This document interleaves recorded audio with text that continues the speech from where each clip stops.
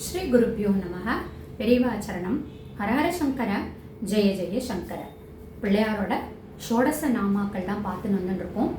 வக்ரதுண்ட மகாகாய, சூரியகோட்டி சமப்பிரபா, அவிக்னம் குருவே தேவ, சர்வகாரியேஷு சர்வதா. 4 ஷோடச நாமாக்கள் பார்த்தோம். இன்னைக்கு லம்போதர, தொங்குகிற வயிற்றுக்காரர் அப்படின்னு, தொந்தி உள்ளவன் அப்படிங்கிறது தான் லம்போதர அப்படின்னு சொல்றது. அதாவது பாட் பெல்லிடுன்னு சொல்லுவான். அந்த அதுக்கு தான் லம்ப உதர, லம்பா உதர. ஸோ பேழை வயிறும் அப்படின்னு அகவல்ல வருது, ஔவையாருடைய அகவல்ல வருது, பேழை வயிறும் அப்படின்னு சொல்லிட்டு. So that it means pot bellied person. சரி, அதாவது கையில் பூர்ணமாக இருக்கக்கூடிய பூரணம் உள்ள மோதகத்தை கையில் வச்சுட்டு இருக்கார். அவரே ஒரு பூரண வஸ்துன்னு காமிக்கிறதுக்காக இந்த மாதிரி கையில் அந்த மோதகத்தை வச்சுட்டு தொப்பை வயரோட இருக்காரு அப்படின்னு சொல்கிறார். ஸோ என்னன்னா, ஒரு பானை வயிறு அப்படின்னு சொல்கிற போச்சே ஒரு நல்ல நிறைவை தருகிறது அப்படின்னு ஒரு ஆங்கிளில் வருது.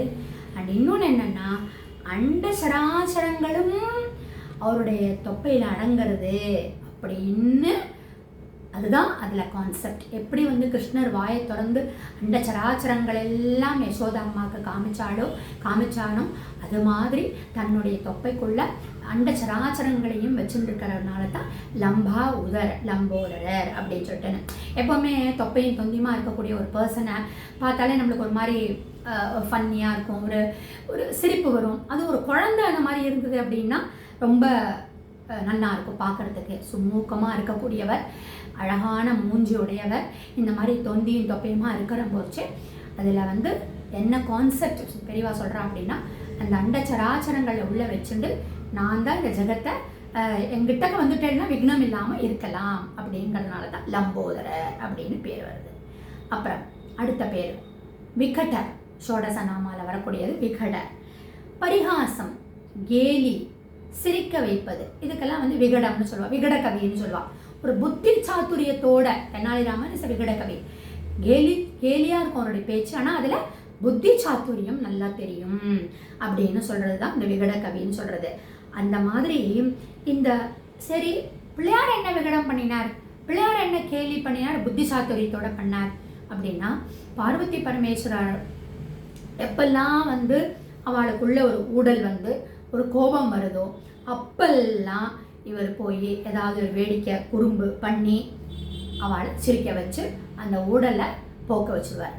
ஏன் காக்காவா அகஸ்தியருடைய அந்த கமண்டலத்திலிருந்து காவேரியை நம்மளுக்காக கொடுத்தார். அதே மாதிரி பிரம்மச்சாரியாக விபீஷணர்கிட்ட ஏமாற்றி நம்ம பார்த்துருக்கோம் இந்த கதையை ஆல்ரெடி. நம்மளுக்கு ஸ்ரீரங்கநாதரை பிரதிஷ்டை பண்ணுறதுக்கு ஹெல்ப் பண்ணினார். ஸோ பரிகாசம், கேலி, கூத்துன்னா கூட அதில் ஒரு புத்தி கூர்மையோடு இருக்கக்கூடியதுனால தான் அவர் ஒரு விகடர் அப்படின்னு சொல்கிறது நாமா வருது. அடுத்தது விக்னராஜர் அப்படின்னு. ஸோ விக்னத்துக்கு ஈஸ்வரர் அப்படின்னா, விக்னத்தை கிரியேட் பண்ணுறவர் கிடையாது. அந்த விக்னங்களை இப்போது நம்மளுடைய கர்ம பலன்களை பேஸ் பண்ணி தான், நம்ம பாவ புண்ணியங்களை பேஸ் பண்ணி தான் நம்ம அனுபவிச்சுட்டு வரோம் அந்த ஹர்டில்ஸ் இன் அவர் லைஃப்பை. அந்த ஹர்டில்ஸ் இன் அவர் லைஃப்பை அதுக்கெல்லாம் போக்கக்கூடிய ஒரு அதிபதியாக இருக்கக்கூடியவர் தான் விக்னராஜா. எப்படி பிரம்மா கிரியேட்டர்னு சொல்கிறோமோ, விஷ்ணு பரிபாலனம்னு சொல்கிறோமோ, சிவன் ருத்ரமூர்த்தியா சம்ஹாரமூர்த்தின்னு சொல்கிறோமோ, துர்கை வெற்றிக்கு சொல்கிறோமோ, லக்ஷ்மியை செல்வத்துக்கு சொல்கிறோமோ, சரஸ்வதி படிப்புக்கு சொல்கிறோமோ, தன்வந்திரி வியாதியை குணப்படுத்துகிறான்னு சொல்கிறோமோ, அது மாதிரி விக்னங்களை போக்கக்கூடியவர். அதனால தான் அவருக்கு விக்னராஜா ஆர் விக்னராஜர் அப்படின்னு ஒரு பேர் வந்திருக்கு அப்படின்னு சொல்கிறார். அதாவது அந்த விக்னத்தை அடக்கி ஆளக்கூடியவர். மேலும் வரக்கூடிய நாமாக்களை நாளைக்கு பார்க்கலாம்.